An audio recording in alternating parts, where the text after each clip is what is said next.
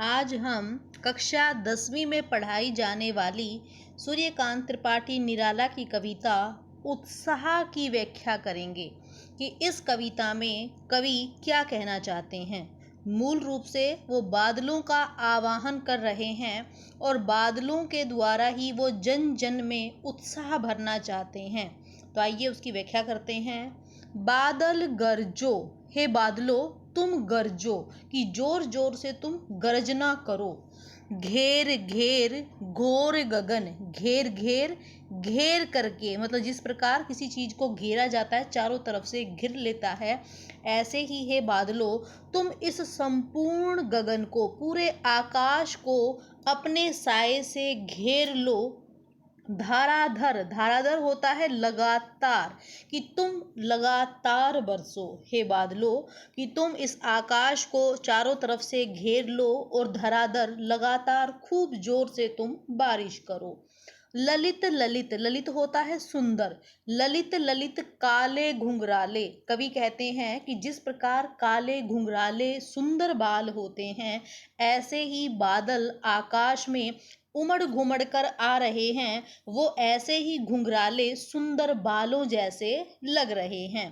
अब कवि ने कहा है आगे कि बाल कल्पना, जो बाल कल्पना है अर्थात जिस प्रकार बच्चे को हम पालते हैं तो हमारी अपनी कुछ कल्पनाएं होती हैं कि हम इस ढंग से पालन पोषण करेंगे, हम ऐसा करेंगे या इस प्रकार इसको खुश रखेंगे, खिलाएंगे। तो उस बाल कल्पना के रूप में मानो हमने तुम्हें पाल रखा है, अर्थात हमारे मन में तुम्हारे प्रति बच्चे रूपी भावनाएं हैं कि जिस प्रकार बच्चे को पालते हैं, ऐसे तुम्हें देखकर हम बहुत सारी कल्पनाएं कर रहे हैं कि बादलों के आने से, बरसात के आने से कितना कुछ परिवर्तन प्रकृति में हो जाएगा। तो ऐसी हम कल्पनाओं को पाले हुए हैं।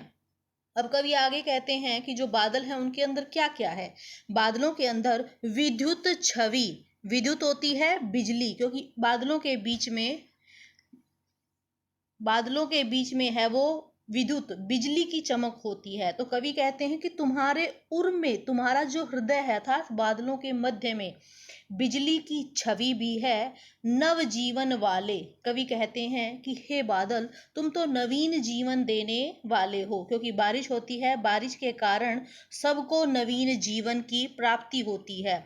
सृष्टि में जो अंकुर हैं वो बीज के रूप में होते हैं, तो वो बारिश के कारण प्रस्फुटित हो जाते हैं, सारी प्रकृति धुली धुली नजर आती है, सब कुछ नया नया लगता है। इसलिए कवि ने कहा है कि तुम तो नवीन जीवन देने वाले हो। फिर कवि कहते हैं कि तुम्हारे हृदय में वज्र छिपा है। वज्र बिजली की जो प्रहार है, जो तेज शक्ति है, वो वज्र के समान कठोरता भी तुम्हारे अंदर छुपी हुई है। नूतन कविता फिर भर दो, बादल गरजो, कवि कहते हैं कि तुम मेरे अंदर भी एक नवीन कविता को भर दो, हे बादलों तुम गरजो, कि तुम खूब गरज गरज कर खूब घनघोर वर्षा कर दो। ऐसा आह्वान कवि कर रहे हैं।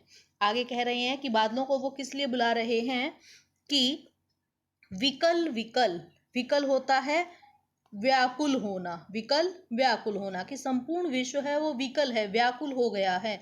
उन्मन थे, उन्मन, उन्मन कि सबके मन है वो विरक्त से हो गए थे, सबके सब इस गर्मी के कारण परेशान हैं। विश्व के निदाग, निदाग होता है गर्मी की तपिश के कारण, गर्मी के कारण संपूर्ण जन, सकल जन, सभी व्यक्ति, इस सृष्टि के हर व्यक्ति, हर पशु प्राणी हैं वो निदाग, बहुत अधिक गर्मी के कारण उन्मुन हो गए हैं, विकल व्याकुल हो रहे हैं, कि सब के सब बेचैन हो रहे हैं, व्याकुल हो गए हैं, गर्मी इतनी अधिक बढ़ गई है।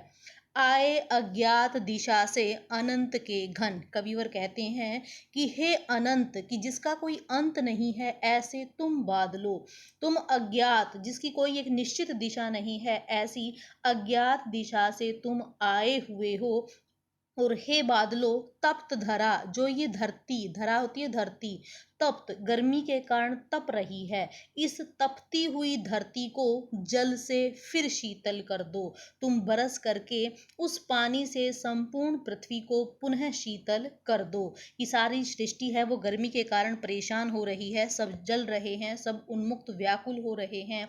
तो कविवर कहते हैं कि ऐसे समय में, कि जहाँ गर्मी के कारण पूरा विश्व है वो व्याकुल हो रहा है, ऐसे समय में तुम इस संपूर्ण आकाश की अनंत दिशा से चले आए हो, तो हे बादलों, तुम अपने शीतल जल की वर्षा कर दो और पूरी धरती को तृप्त कर दो, अपने पानी से भर दो। हे बादलों, तुम गरजो और बरसो। धन्यवाद।